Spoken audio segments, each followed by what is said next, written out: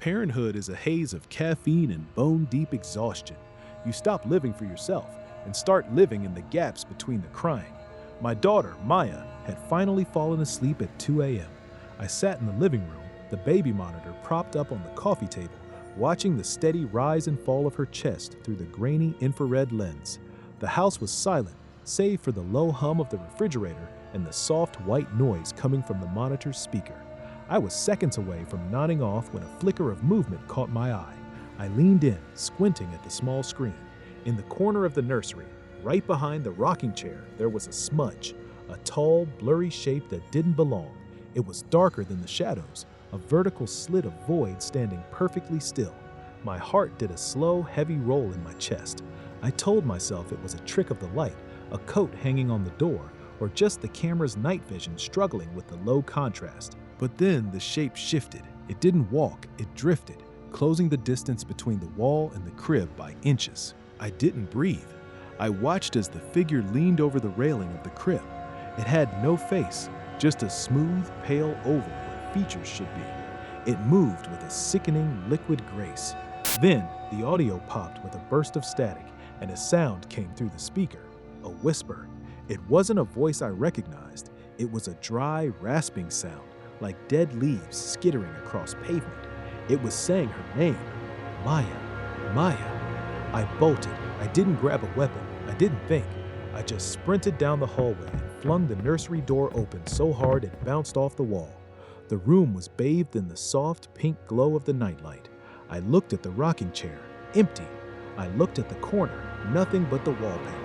I rushed to the crib, my heart hammering against my ribs like a trapped bird. Maya was there, fast asleep, her tiny fists curled by her face. The room was cold, unnaturally cold, the kind of chill that settles in your marrow, but it was empty. Relief washed over me, followed by a wave of confusion. I looked down at the monitor still clutched in my hand. On the screen, the room wasn't empty. On the screen, I wasn't there. I wasn't standing by the crib. Instead, the figure was still there, leaning even lower now, its long, spindly fingers hovering just inches above Maya's throat. I looked back at the actual crib. Empty air. I looked back at the screen. The monster was touching her. I reached out to grab her, to pull her away from the invisible threat, but my hands met only the soft fabric of the mattress. I backed out of the nursery, clutching Maya to my chest. She didn't wake up. She felt heavy, like lead. I sat back down in the living room, the monitor shaking in my hands. I needed to understand what I was seeing. I looked at the digital clock on the monitor's display, 2:15 a.m. Then I looked at the microwave clock on the kitchen counter, 2:10 a.m.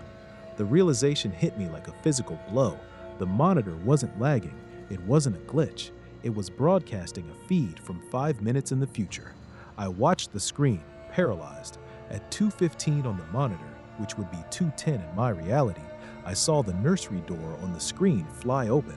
I watched the future version of myself run into the room just as I had done minutes ago.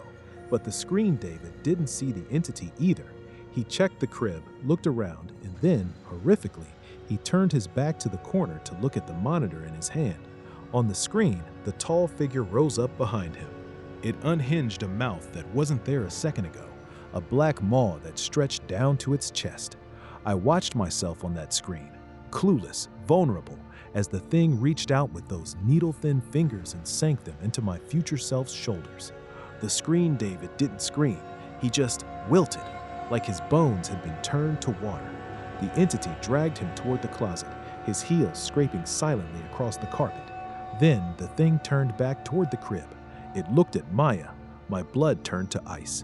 In 5 minutes, I was going to be taken. In 5 minutes, Maya would be alone with that thing. I had 5 minutes. I grabbed my keys, grabbed Maya's diaper bag, and ran for the front door. I wasn't going to be there when the clock hit 2:15. I was going to break the cycle.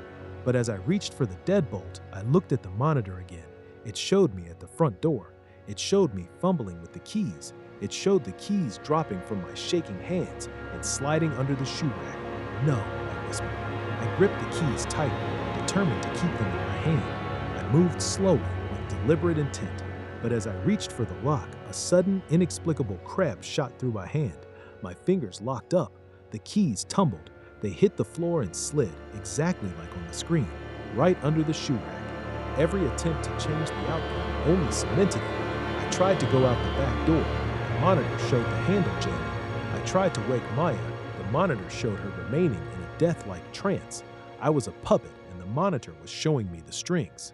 I looked at the microwave clock, 2:14 a.m. On the monitor, the future me was already being dragged into the closet. I looked at the nursery door at the end of the hallway. I didn't want to go. I tried to sit on the floor to just stay still, but my legs moved of their own accord. I was being pulled by the gravity of the future. My body was following the script written in static. I walked toward the nursery. I opened the door. I looked at the monitor in my hand. I saw the entity rising behind me. The transition was seamless. The cold didn't come from the room. It came from the screen. The monitor in my hand erupted into a wall of white noise. The screeching static was so loud it felt like needles in my ears. When the image finally flickered back to life, the nursery was empty. The crib was a skeleton of white bars. Maya was gone. I was gone. The camera on the monitor began to pan. It didn't have a remote swivel feature, but it turned anyway, moving away from the empty crib and toward the lens. The tall figure was there. It was so close now that the screen was filled with its pale, featureless face. It wasn't looking at the nursery anymore. It was looking through the screen. It was looking at me, sitting here in the living room. It raised a long, thin finger to where its lips should be. Shh, it hissed through the speaker. Then the monitor went black, and in the reflection of the dark screen, I saw the nursery door behind me begin to creak open. Sleep tight if you can.